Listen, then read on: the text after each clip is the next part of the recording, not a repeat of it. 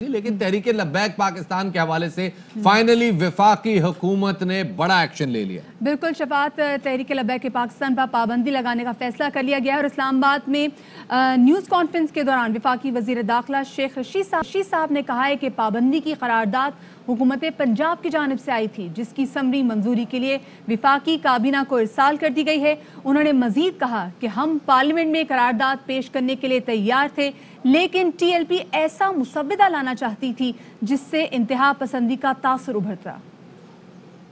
Anti terrorism 1997 के rule 11B के तहत तहरीक लब्बैक पाकिस्तान पर पाबंदी लगाने का फैसला किया गया है और ये समरी पंजाब हुकूमत की सिफारिश के बाद अभी काबीना को भेजी जा रही है।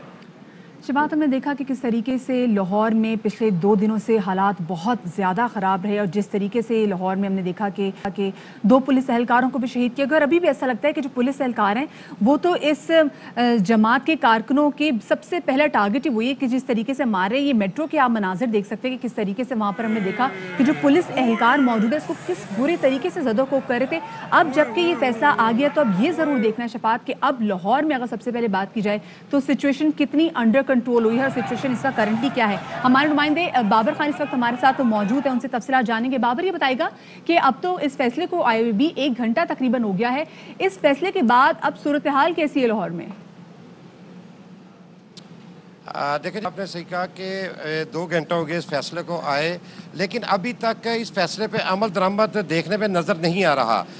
आपसे कुछ देर कबल जो मजहबी जमात के जो कारकुन हैं वो इकट्ठे हुए थे बाबू साबू, जो कि दाखिली और खारजी रास्ता है लाहौर का, लेकिन नफरी पहुंची वहाँ पर रेंजर्स की और पुलिस की, उन्होंने वहाँ से उनको मुंतशिर कर दिया।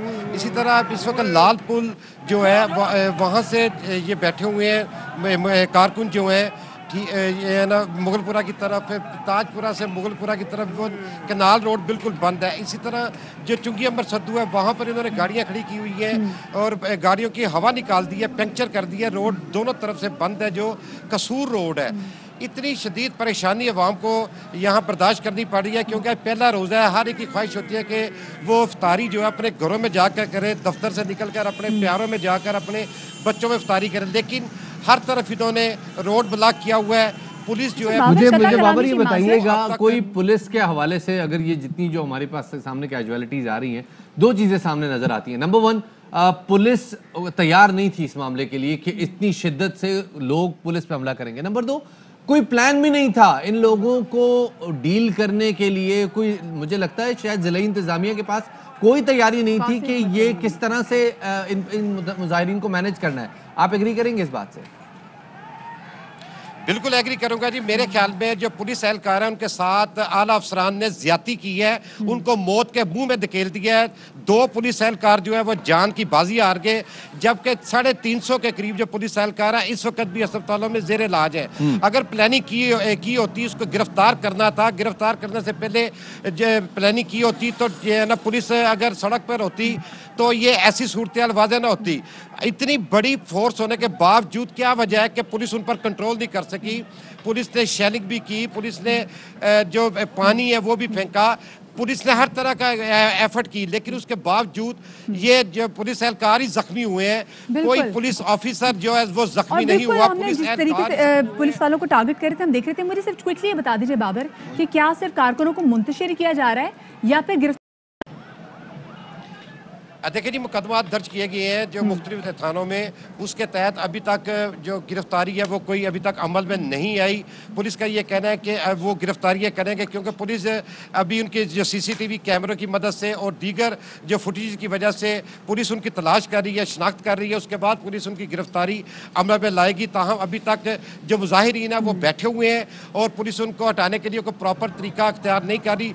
लोग ट्रैफिक जाम है, पुलिस अगर चाहे तो पुलिस 2 घंटे में होने की वजह से बहुत बड़ा नुकसान जो है वो पुलिस के दारों को बिठाना पड़ा। जिस तरीके से पुलिस के एहलकारों को टारगेट किया गया, जिस तरीके से उनको ज़दोकोब किया गया और जैसे हमने देखा भी 2 पुलिस काल शहीद भी हुए हैं, तो बड़ी ज्यादती। बहुत शुक्रिया जी बाबर खान, हमारे नुमाइंदे हमारे साथ थे। हमारे साथ जनाब काशिफ अब्बासी मौजूद हैं, उन्हें शामिल गुफ्तगू करते हैं। काशिफ भाई, बहुत शुक्रिया हमें वक्त देने के लिए। पहले तो जरा ये बताइएगा, ये जो कुछ हो रहा है और जिस तरह से हो रहा है, ये आज का एक दिन का इंसिडेंट तो है नहीं, ये जब नवंबर में मुआहिदा हुआ था जिस पे एजाज शाह साहब के और अपना नूरुल कादरी साहब के साइन थे, उसके बाद शेख रशीद अहमद साहब आए, शेख रशीद अहमद साहब ने आके जो है वो मुआहिदा रिव्यू किया और उसके बाद दोबारा इमरान खान साहब ने भी इंडोर्स किया। मोमेंटम तो बिल्डअप हो गया था, तहरीक लब्बैक मोमेंटम में तो आ गई थी कि अब उन्होंने या मुतालबात मनवाने हैं या एजिटेशन करनी है। आपके ख्याल से बैन लगाकर क्या मामला ठीक ठाक कर दिया गया है या अभी भी खतरा बाकी है? देखिए, तीसरे दिन अगर बैन लगाएंगे, अगर आप मुझे ये कहेंगे कि तहरीके लब्बैक इसको मान लेगी, खामोशी से बैठ जाएगी, कुछ नहीं करेगी, तो शायद मुझे इससे बड़ी हैरानी होगी कि अगर उनका रद्द-ए-अमल ये हो। सही। तहरीके लब्बैक ने जो गेन्स किए हैं पिछले 2, 2.5, 3 साल में, जब से इनको मार्च यहाँ पे जब से मार्च पहला करके इस्लामाबाद आए थे, जो पॉलिटिकल गेन किए हैं उसी गेन को मजीद मेरा ख्याल है फॉरवर्ड या आगे ले जाने की कोशिश है पिछले 2.5 साल से इनकी, जो मुख्तलिफ इशूज को मुख्तलिफ तरीकों से इस्तेमाल करते हैं, मुख्तलिफ चीजों पर जो क्रिएट करते हैं, ये कैंपेन्स क्रिएट कर रहे हैं पिछले 2-2.5 साल से। इसका मकसद पॉलिटिकल गेन है, इसका मकसद ही पॉलिटिकली अपनी जो उनको पोजीशन, आप देखें जिस हल्के में वो मेजॉरिटी हल्कों में पंजाब में ये तीसरी पार्टी थी, पीपल्स पार्टी को डिस्प्लेस कर दिया उन्होंने पंजाब में तीसरी पार्टी के साथ। सो ये बहुत बड़ा गेन है। अगर आपका ख्याल है कि सिटिंग डाउन ये ले लेंगे इस बैन को, तो that is very hard for me to believe. मेरे लिए बड़ा सरप्राइजिंग होगा कि एक दिन वो साथ रिजवी साहब खड़े हों और कहें कि जनाब हम पे स्टेट ने बैन लगा दिया है तो बड़ी मेहरबानी आपकी, अब हम घर ही बैठेंगे। I think they will challenge it, there will be dialogue. End of the day इस तरह का कोई भी मसला डायलॉग से ही हल होता है। आई एम श्योर कि काशिफ आगे प्लान भी किया जाएगा कि अब आगे हिकमत अमली क्या होगी। बैन तो लगा दिया गया लेकिन बाद में एजिटेशन भी देखने को सामने में आएगी। अभी यहाँ पर आप ये बताइएगा कि आपको पॉलिसी में कहीं ना कहीं फुकदान नजर आया, क्योंकि हमने देखा कि कोई वाज़ेह हिकमत अमली एज सच नहीं थी जिसकी वजह से बड़ा लॉस उठाना पड़ा। I would agree with you. देखिए जी, मसला इस वक्त पुलिस आपकी का मसला क्या है, पुलिस किसी भी इस तरह के इशू को टेक ऑन करने में से इनकार कर देती है, बिल्कुल सिरे से इनकार कर देते हैं। उनको ये लगता है कि गवर्नमेंट ऑफ द डे, अगर वो यहाँ पर, आप देखिए यहाँ पर जब प्रोटेस्ट हो रहा है, यहाँ पर पुलिस को कुछ सख्त हाथ लगाना पड़ेगा यहाँ पे इन लोगों को डिस्प्लेस करने के, इनको यहाँ से निकालने के लिए। लेकिन कल पुलिस के साथ कौन खड़ा होगा? ये पुलिस का पुराना मसला चला है कि जब भी वो किसी जगह लॉ एंड ऑर्डर मेंटेन करने के लिए कई जगह ताकत का इस्तेमाल जरूरी करना पड़ता।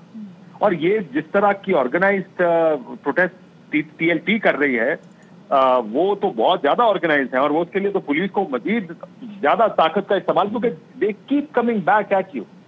क्या पॉलिसी का फुकदान? देखिए, मैं 2 दिन से हुकूमत से बात कर रहा हूँ, पंजाब से खासकर, कि क्या कर रहे हैं। क्योंकि ये जो पिक्चर्स देखते थे, ये पिक्चर्स देखकर एक तो परेशानी होती है कि ये मुल्क जा किधर रहा है, इस मुल्क को हम किस तरफ लेकर जा रहे हैं, जहां पर कोई भी अपनी बात मनवाने के लिए सड़कों पे आएगा, एजिटेट करेगा, लॉ एनफोर्समेंट एजेंसी और पुलिस की छितरौल करेगा, रिट आपकी नाम की नहीं रहेगी जिस मुल्क में। ये परेशानी, इससे ज्यादा परेशानी का मसला और क्या है किसी एक आम पाकिस्तानी के लिए, माई सेल्फ इंक्लूडेड। मैं भी बहुत परेशान, और इसलिए मैं देख रहा था कि कल से कह रहे थे प्रोस्क्राइब ऑर्गेनाइजेशन डिक्लेयर करेंगे, पाबंदी लगाएंगे, इस तरह नहीं होगा। आप देखिएगा सर, बात मुज़ाकरात अगर होंगे, ये भी कहा गया, तो मुज़ाकरात इस तरह नहीं होंगे जैसा वो करना चाहते हैं। इनको पहले कट टू साइज करेंगे, फिर इनके साथ बातचीत होगी, ताकि हम स्टेट जब बात करें तो उनको भी पता चले स्टेट बात करें। तो ये तरह की बातें तो मैंने सुनी। ये भी कहा गया कि स्टेट की रिट चैलेंज नहीं होने देंगे, लेकिन मेरा ख्याल है थोड़े से इक्का दुक्का दिन लेट भी हो गए। उसकी वजह क्या है? क्या पुलिस के नंबर्स कम है? क्या इनके क्योंकि अगर आप पूरा लाहौर शहर है और किसी एक जगह पे कर ये तो 10 जगह पे प्रोटेस्ट कर रहे हैं। अब पुलिस को अगर आप स्प्रेड करेंगे तो क्या पुलिस कंफर्टेबल है स्प्रेड होके एक जगह पे किसी चीज को? उनका भी ये मुझे लाहौर से या पंजाब से बात बताई, उन्होंने कहा अगर एक जगह पे कन्फाइंड हो तो आसान है हमारे लिए, फैला हो तो हमारे लिए बड़ा मुश्किल होता कोई ऑपरेशन इस तरह का। बिल्कुल। और तो ये भी लग रहा था कि पुलिस के पास इख्तियारात की भी बहुत ज्यादा कमी थी। बहुत शुक्रिया ji, Kashif Abbasi senior anchor person इस वक्त हमारे साथ मौजूद थे। शफात, सिर्फ ये लाहौर की बात, पूरा मुल्क जो था वो ऐसा लग रहा था मफलूज होकर रह गया है इन धरनों की वजह से।